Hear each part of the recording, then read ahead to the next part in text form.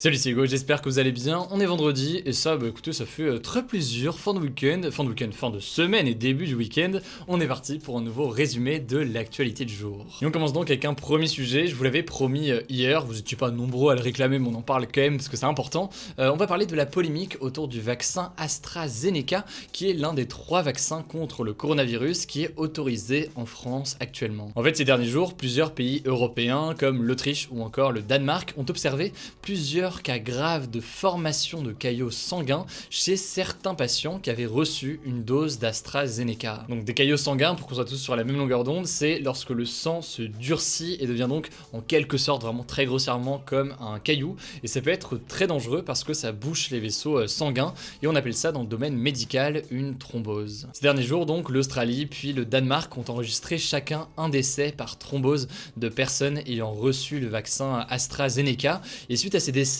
l'Islande, la Norvège, le Danemark ont pris cette décision radicale de suspendre l'ensemble des vaccinations avec le vaccin AstraZeneca, sachant que de leur côté, il y a aussi eu l'Autriche, l'Estonie, la Lituanie, la Lettonie et le Luxembourg qui ont seulement suspendu un seul lot du vaccin. C'est ce lot de vaccin très précis qui a entraîné le décès d'une personne en Autriche. Alors c'est très important de le noter, mais ces suspensions de vaccins ont été faites par précaution, c'est-à-dire que aucun lien aujourd'hui n'a été établi entre le vaccin AstraZeneca et la formation de caillots de sang chez les patients. Et d'ailleurs, l'Agence européenne du médicament, donc l'autorité chargée de donner des autorisations pour les vaccins en Europe, se veut en tout cas pour l'instant plutôt rassurante. En gros, elle explique que seulement 30 cas de thrombose ont été signalés sur 5 millions de personnes qui ont été vaccinées en Europe. Donc pour l'instant, autrement dit, c'est relativement peu. De son côté, la France, qui vaccine donc avec le vaccin AstraZeneca, a réagi hier et a décidé de ne pas suspendre le vaccin.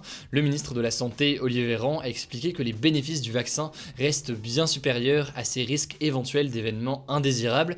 Bref, une enquête est quand même en cours pour savoir ce qu'il en est concrètement et le lien et la causalité éventuelle entre les deux. Évidemment, de notre côté, on vous tient au courant dès qu'on a du nouveau dans les jours à venir. Autre actualité, aujourd'hui, on part en Corée du Nord. Rien que ça, un pays qui est de plus en plus isolé à cause de la pandémie de coronavirus, à tel point qu'une famine pourrait frapper la population, selon l'Organisation des Nations Unies. Alors, hors pandémie, la Corée du Nord est déjà un pays qui est assez fermé par rapport au reste du monde, mais avec l'arrivée du coronavirus, le gouvernement nord-coréen a mis en place des restrictions encore plus drastiques pour éviter que sa population ne soit contaminée. Il faut savoir que jusqu'ici, la Corée du Nord n'a signalé aucun cas de coronavirus sur son territoire, mais beaucoup d'experts doutent de cette version, notamment parce que le pays partage une frontière avec la Chine et parce qu'elle a tout de même fait une demande pour obtenir des vaccins, donc on peut supposer que le virus est potentiellement sur le territoire. Alors parmi les mesures drastiques mises en place par la Corée du Nord, on peut citer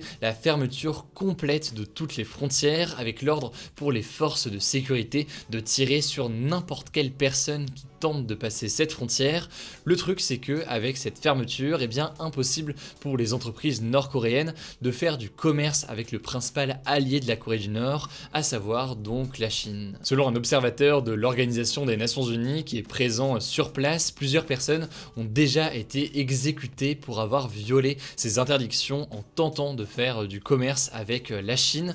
Du coup, il y a d'énormes conséquences sur l'économie du pays puisque ça met en difficulté beaucoup d'entreprises nord-coréennes et ça plonge les travailleurs dans l'extrême pauvreté. Le problème, c'est qu'il n'y a quasiment pas d'aide humanitaire puisque rien ne peut entrer sur le territoire et du coup, toujours selon l'ONU, plusieurs décès liés au manque d'alimentation ont commencé à être signalés. Il y a aussi des témoignages d'enfants et de personnes âgées qui mendient dans la rue pour subvenir à leurs besoins car leur famille ne peut plus les prendre en charge. Bref, la situation est compliquée dans beaucoup de pays du monde, mais notamment en Corée du Nord qui est particulièrement isolée.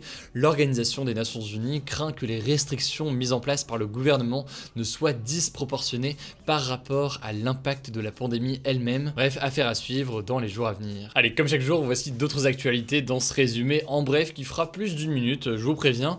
Et on commence en France. Le gouvernement français a assoupli les conditions de déplacement hors de l'Europe. En fait, jusqu'ici, il fallait avoir un motif impérieux, donc un motif grave pour faire vraiment très simple, pour voyager en dehors de l'Union européenne, mais ce n'est plus le cas pour revenir ou alors aller vers l'Australie, la Corée du Sud, Israël, le Japon, la Nouvelle-Zélande, Singapour ou encore le Royaume-Uni. Alors attention, ça veut pas dire que vous pouvez prendre un billet d'avion et partir pour ces pays comme ça pour des petites vacances, malheureusement, surtout que la plupart ont fermé leurs frontières. Non, en fait, d'après le gouvernement, cette mesure, elle permet surtout aux Français qui vivent à l'étranger de revenir en France plus facilement, mais également aux couples qui vivent dans deux pays différents de se retrouver. Donc voilà, en théorie, vous pouvez partir de France pour aller au Japon, mais si c'est pour des vacances, eh bien pour le moment, il y a de très grandes chances que vous fassiez simplement refuser à l'entrée et retour donc dans le pays en France. Aux États-Unis, le président américain Joe Biden semble optimiste sur la vaccination contre le coronavirus dans son pays. Hier, lors d'un discours, il a demandé aux Américains de ne pas baisser la garde trop vite, mais tout de même, il s'est montré très optimiste et rassurant. Il a promis que 100 millions d'Américains, soit environ un tiers de la population américaine, seraient vaccinés d'ici à la fin du mois de mars. C'est donc beaucoup, alors qu'aujourd'hui, il y a environ 60 millions d'Américains qui ont déjà été vaccinés. Et Joe Biden a aussi promis que les vaccins seraient accessibles à tous les adultes qu'ils souhaitent dès le 1er mai. Bref, vous l'aurez compris, la vaccination aux États-Unis s'accélère, elle va de plus en plus vite et donc on va suivre ça de très près. Enfin, une dernière actu, en France, le gouvernement va utiliser les images de vidéosurveillance dans les transports en commun pour veiller au port du masque. Alors je sais, dit comme ça fait un peu beaucoup Big Brother. En fait, le but c'est pas d'identifier les personnes qui n'ont pas de masque dans les transports en commun pour derrière leur faire payer une amende directement grâce aux caméras de vidéosurveillance.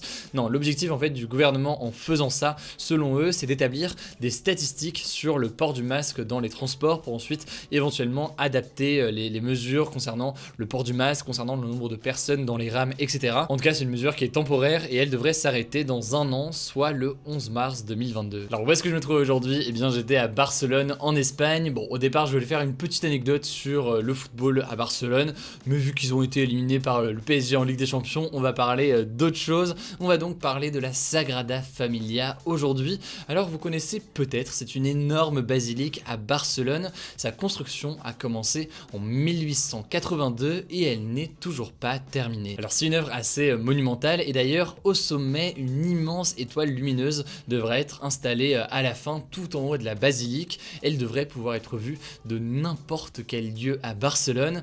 Bref, la fin des travaux est prévue aux alentours de 2026. Ça prend beaucoup de temps, vous l'aurez compris. Ça demande aussi beaucoup de moyens et ça fonctionne notamment avec les dons. Et en l'occurrence, donc, la fin est prévue a priori pour 2026 pour les 100 ans de la mort de l'architecte du monument, Antoni Gaudi. En tout cas, c'est vraiment un lieu qui est impressionnant. Donc si vous avez l'occasion d'y aller, eh bien je vous le recommande vivement. Allez, le débat hier c'était le suivant: la France doit-elle sortir du nucléaire? Un très gros débat qu'on a sorti comme ça et vous le voyez actuellement avec les résultats, le non est assez massif dans ces résultats. Vous êtes une grande majorité à ne pas vouloir sortir du nucléaire. Quant au débat du jour, eh bien c'est le suivant: la communauté internationale doit-elle intervenir en Corée du Nord pour aider la population? Pour participer, comme chaque jour, c'est très simple, vous cliquez sur la chaîne Hugo Décrypte, ma voix part en vrille, c'est pas grave, je continue. Vous cliquez sur la chaîne Hugo Décrypte, vous allez dans l'onglet communauté et à ce moment-là vous aurez le sondage du jour pour voter en un clic ainsi que les sondages des jours précédents si ça vous intéresse. Ce week-end il y a une vidéo sur la chaîne, mais du coup si vous voulez des résumés d'actualité, rendez-vous directement sur Instagram, le nom du compte c'est Hugo Décrypte. Prenez soin de vous, prenez soin de vos proches, on se dit à très vite.